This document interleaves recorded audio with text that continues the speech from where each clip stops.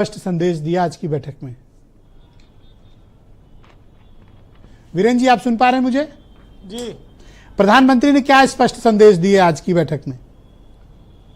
देखिए, संदेश तो स्पष्ट है कि पिछले एक हफ्ते से लगातार मीटिंगें चल रही हैं और कार्रवाई की तैयारी चल रही है। कार्रवाई तो होगी, लेकिन कब होगी इस पर अभी कोई स्पष्टता नहीं है और बता के भी नहीं होगी। होगी तो बिना बताए होगी। लेकिन गृह मंत्री, रक्षा मंत्री, सेनाओं के अध्यक्ष लगातार बैठकें कर रहे हैं, तो स्वाभाविक है कि देश में कुछ बड़ा होने वाला है। ऐसा नहीं है कि ये मामला एकदम सन्नाटे में गुजर जाएगा।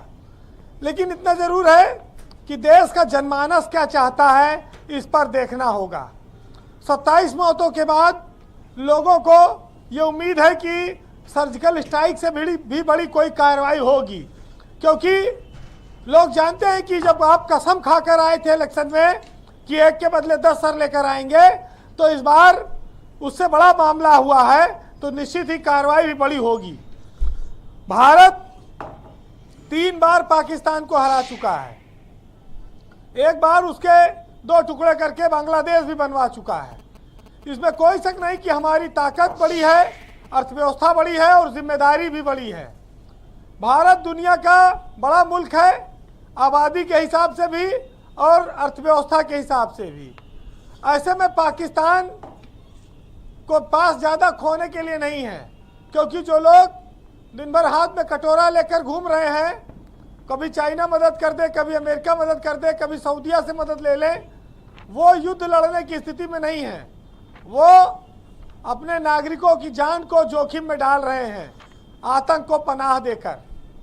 और भारत में इससे पहले भी बहुत सारी ऐसी विषम परिस्थितियां आई हैं। कंधार का चाहे विमान अपहरण कांड रहा हो, चाहे कारगिल का युद्ध हो, हर बार दो टूक जवाब दिया गया है। ब्रजेश जी, जो वो लोग बर्बाद हैं वो अपने स्तर पर लाकर आपको बर्बाद करना चाहते हैं, तो भारत ऐसी समझदारी रखता है कि वो इसमें फंसेगा नहीं।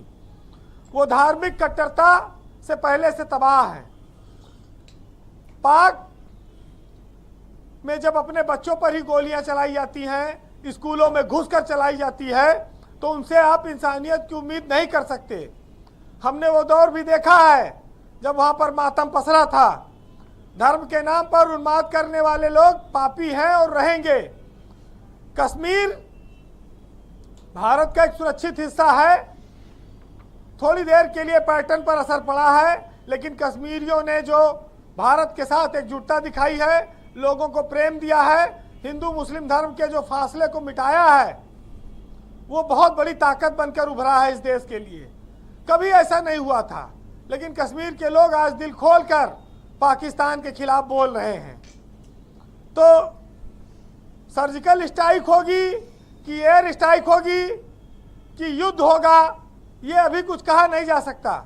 लेकिन लोगों के मन में है कि कुछ हो जाए, खाली ऐसे ना हो कि मामला ठंडा पड़ता जाए।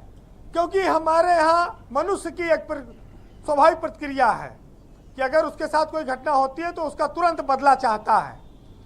लेकिन इस देश के 140 करोड़ लोगों की ज़िंदगी का भी सवाल है। उस पर भी जो जिम्मेदार लोग हैं उनको देखना होगा।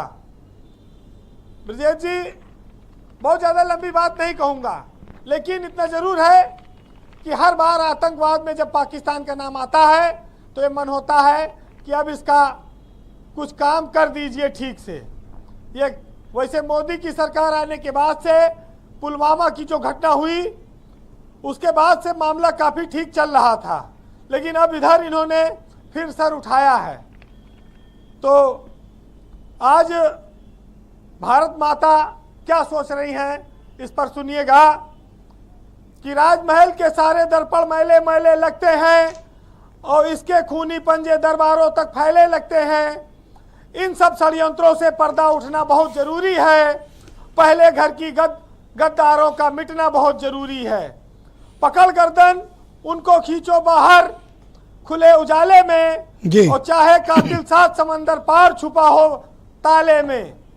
ऊधम सिंह अब भी जीवित है, ये समझाने आया हूँ।